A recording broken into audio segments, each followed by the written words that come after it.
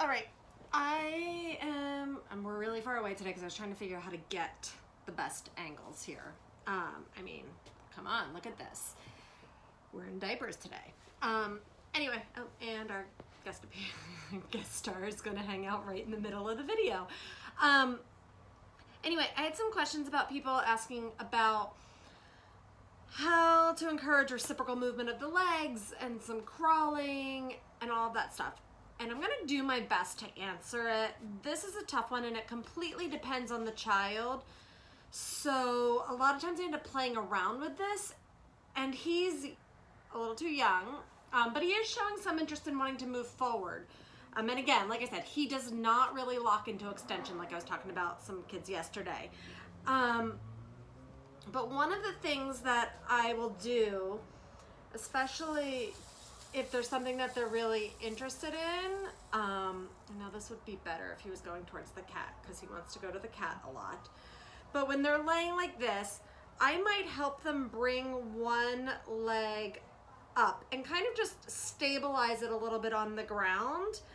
And I might, depending on the kid, I might like tickle them.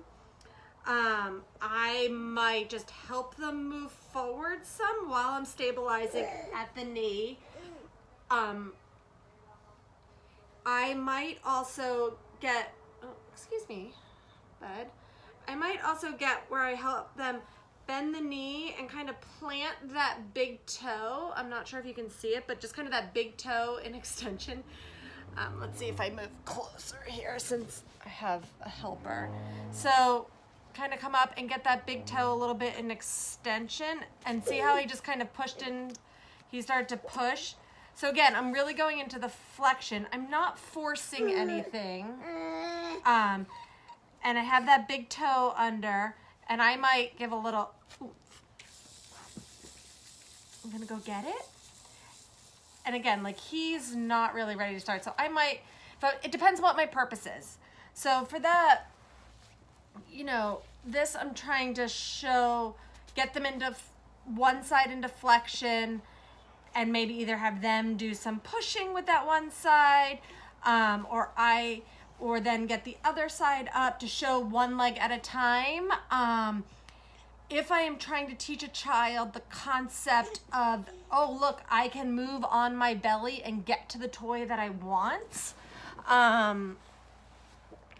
then I might give a littill bit more of the, get the leg bent, do a little bit of stabilization, and kind of push them along till they get to the toy. And I would have the toy very close, so it's like one or two pushes.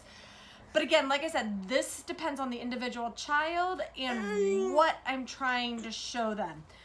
But for kids that really go into extension, getting them on their belly, really engaged, and maybe one leg up at a time into like a lot of flexion, can help sometimes. So again, you don't force anything.